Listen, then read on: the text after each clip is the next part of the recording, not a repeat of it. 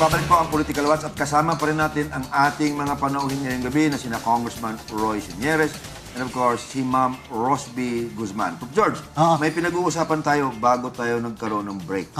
Yung tungkol sa credit.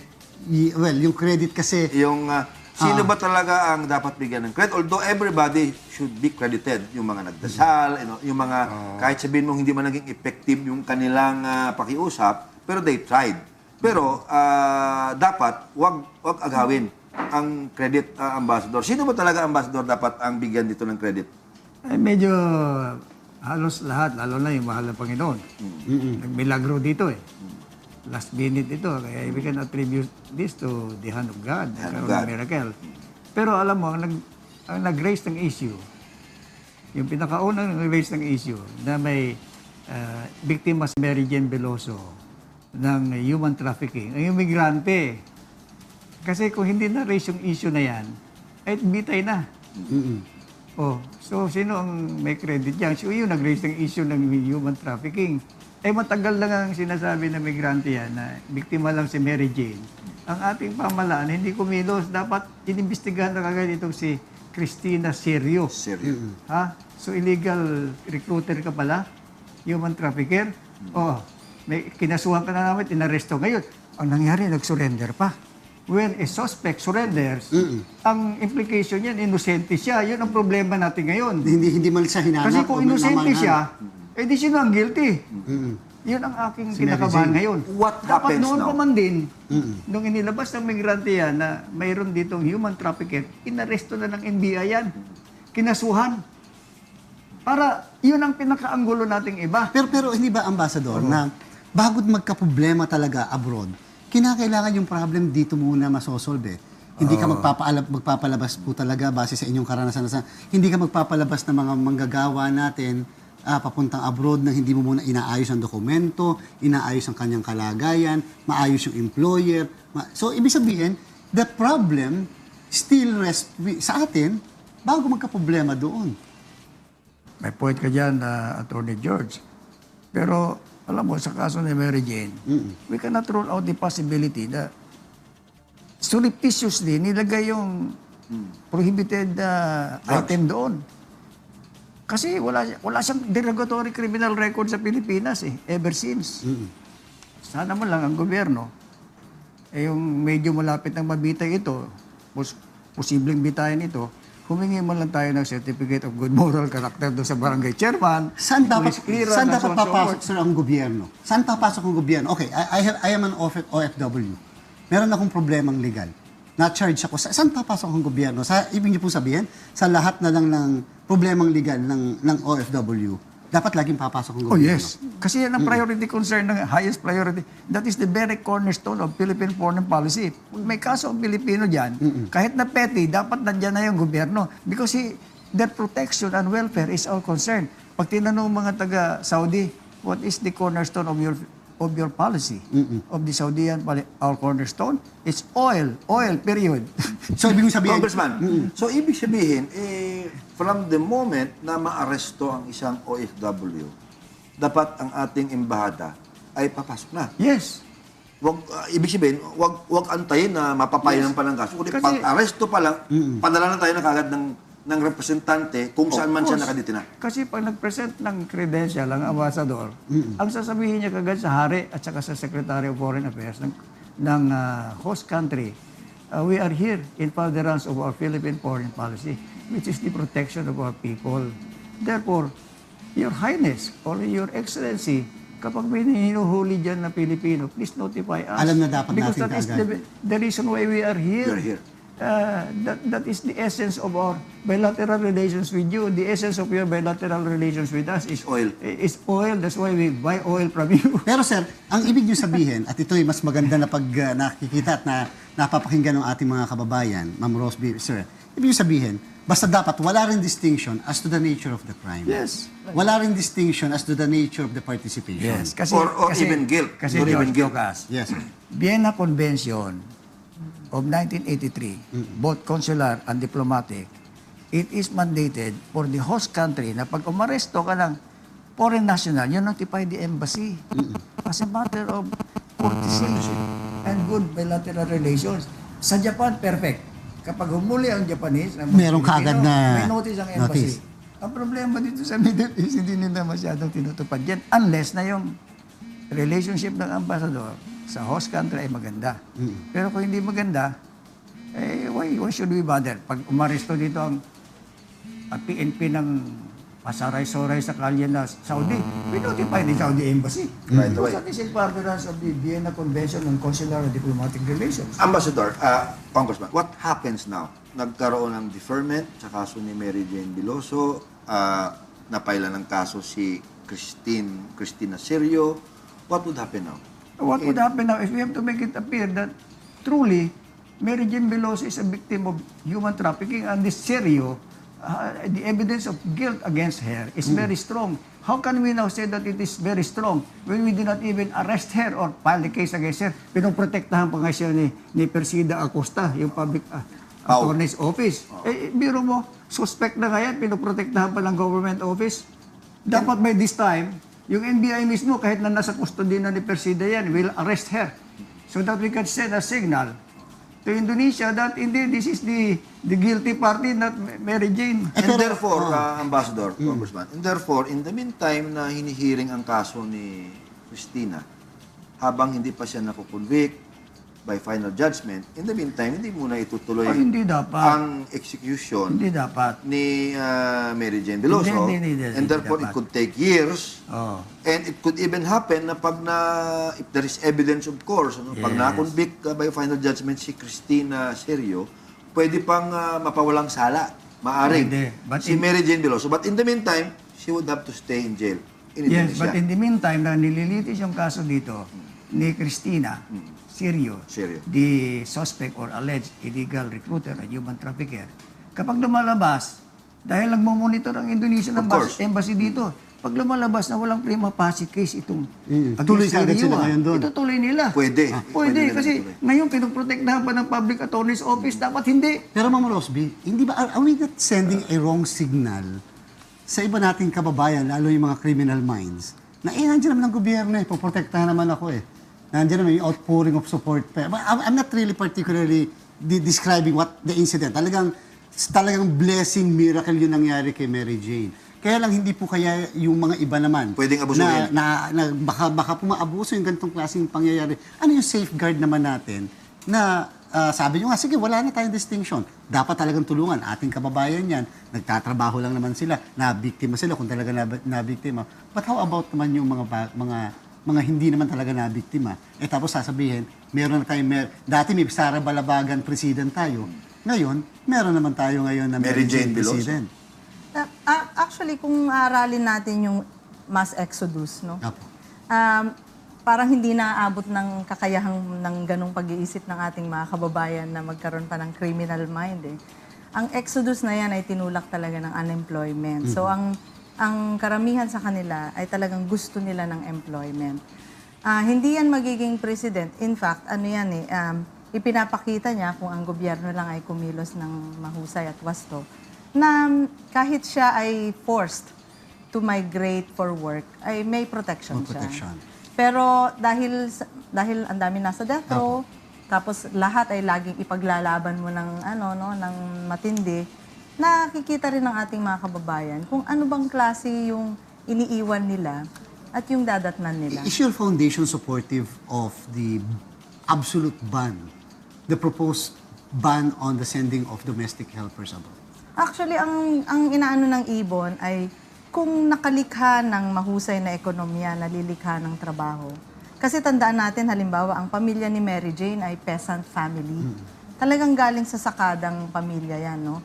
Kung yung sakada na yan ay nagkaroon sana ng sariling lupa, taga-Hacienda Luisita ang kanyang ama hindi sana siya mapupwersang maghanap ng trabaho abroad sa napaka-low skills. Wala siyang alam, hindi nga din siya marunong daw mag-Ingles, gano'n. So, forced siya to leave. Kaya yung kanina sa diskusyon natin, ano ba yung pinaka mag-e-ensure na sila ay protected? Siyempre sa IBON, pangunahin ay trabaho. Apo. Magkaroon sila ng disenteng trabaho dito nang hindi na sila mapuwersa.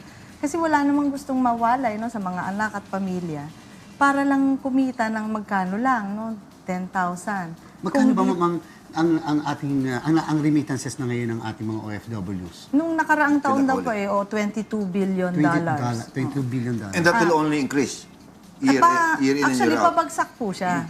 Pabagsak siya dahil doon sa krisis din ng ibang bansa. So, pababa din yung ating pagre-remit, no? Pero pataas yung deployment. Ano ibig sabihin nun? Hindi tumataas yung sweldo nila na nandoon sila. So, sa 22 billion na yon, pag kinompute natin, 12% ng household consumption ay sinasagot ng remittance. Kaya nga, kahit sa mall, makakapagpapalit ka na ng foreign currency. Kasi yun, doon nakaasa ang pamilyang Pilipino, no, kalakhan sa atin. Sa isang forum nga, magpataas ka ng kamay. Ilan sa inyong may kamag-anak abroad? 9 out of 10 kadalasan meron. Kahit mga second degree. And therefore, na nakakatanggap pa ng remittance, ano? our economy is really surviving because of the remittances. Largely. The household consumption is largely surviving on remittances. Yung ating pag-float, dahil tayo ay import-dependent, walang nalilikha yung ekonomiya na sariling kapital, nakaasa rin tayo sa kanilang padala.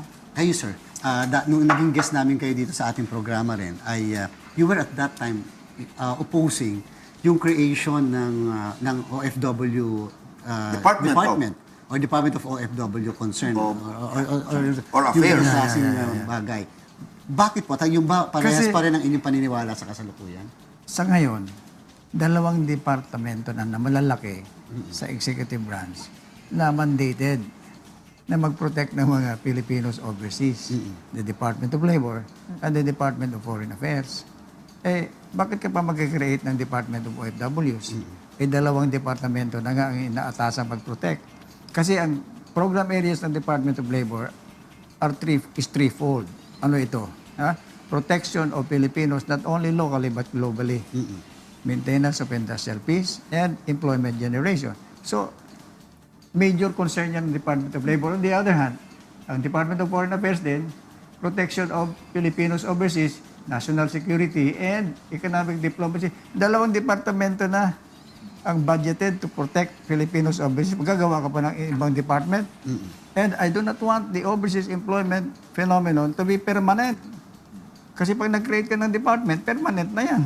Magiging national policy. We have to bring them home. And the only way for them to be brought home is to Create more jobs. reduce the incidence of corruption in this country because it is corruption that brought them there.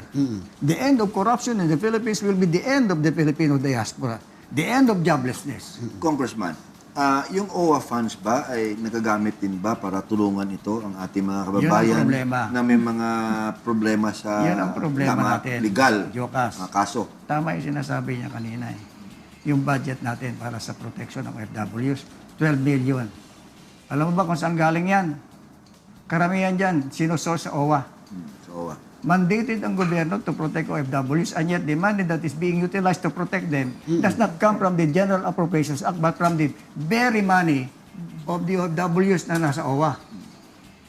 Pangalawa, yung iba naman, aside from OWA, yung mga Contingent fund. process, no, mga process ng mga passport fees, passport renewal, marriage na mga pag nagpakasal ang Pilipino, mga kung ano, mga certificate, authentication fees dyan galing sa Pilipino, yun din ang ginagamit.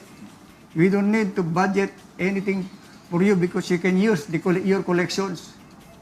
O so galing lahat yung pera na yan.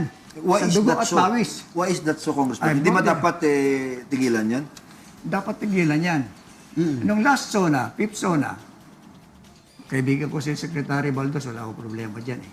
Sabi ko, Linda, halika, lapitan natin si Budget Secretary. Kasi hiningi ko na dagdagan ang budget sa Appropriations Act. Hindi dapat kinukuha sa OWA yan kasi dapat magagamit pa yan ng mga OFW sa kanila. Kanila, sila integration. nag-contribute. Oo. Yes, sir. Eh, ang sabi ko, Secretary Abad, palakyan naman natin ang budget kasi budgeteering din yan. Pagkatapos, sabi niya, pero Roy, bakit? Meron namang OWA fund. Patapos ang usapan. So, ibig yung sabihin, Kasi hindi na ako, kinausap niya na kung sinong ibang mga tao.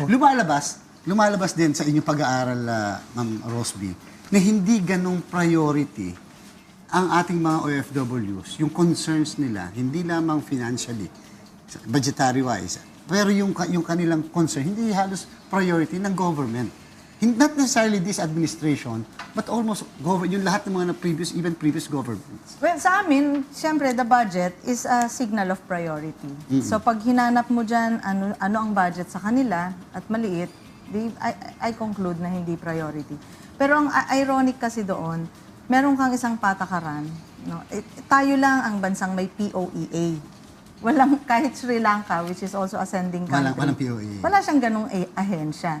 So, meron ka talagang sending agency that makes a lot of money out of sending the OFWs. Pero yun nga, saan niya kukunin yung welfare niya, paano mag-aalaga sa kanya, it's a matter of foreign policy. So, kung walang naka-allot doon for OFWs, talagang magtuturuan tayo kung sinong mag-aasikaso sa Yung kanya. ating bang mga OFW, may say ba sila sa pag-handle ng OWA funds o wala man lang silang boses? As in, for example, they can insist na dapat yung portion na ito gamitin dito or they can object to. Actually, may mga organized protest na rin naman yung mga nababalita na ang OWA fund ay ginamit muna for Kung saan-saan. electioneering, mga gano'n. No? So, organization talaga. It should be an organized protest ng ating mga migranteng manggagawa at nailulunsad naman yan. Pero kailangan pang mas mas mahusay from here, from local sources, tapos syempre yung mga umuuwi. Congressman, sa board ng OWA, wala bang representante? Merong representative ang sea-based OFW. Sea-based lang. At saka land-based. Land-based. Pero ang pinaka-chairman diyan, Secretary of Labor, co-chair, Secretary of Foreign Affairs. So in other words, ang boses pala ng mga OFW, not that properly represented or effectively represented. Kini-question ko nga ang pagiging officers dyan ng government people eh. Bakit nagko-contribute ba kayo ng $25? Bakit kayo? Ako, Congressman, quick question. Tapos na po, ubos ng ating panahon. But if you are the President of the Philippines or will become the President of the Philippines, what will be your policy as far as the OFW? Dapat hindi ginagalaw yung OWA Trust Fund. Dapat may budget galing sa General Appropriations Act for the protection of OFWs. Dapat dagdagan ng mga ambassador, dagdagan ng mga labor attaché, at dagdagan ang mga staff nila. Kasi dapat inaasikaso ang Pilipino overseas. Wala namang mag-aasikaso sa kanilang iba dyan. Wala silang mga kuya dyan, wala silang mga tatay dyan, wala silang mga nanay dyan. Pag nakakulong yan, sinong dadalaw sa kanila? Ayun. Kundi ang ating pamahalaan. Kapag sinalbahe yung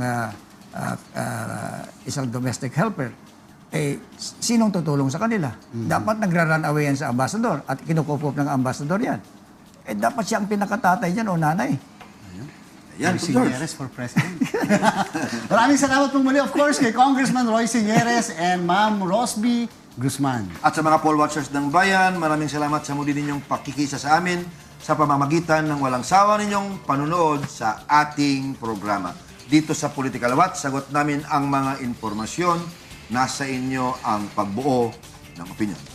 Hanggang sa susunod na Webes, samahan niyo muli kami sa isang paglilinaw at mga usaping may kinalaman sa ating pang-araw-araw na pamumuhay. Ating pong tatandaan na sa isang malusog na bayan, Sumusunod sa batas ang mamamayan. Salamat sa Diyos.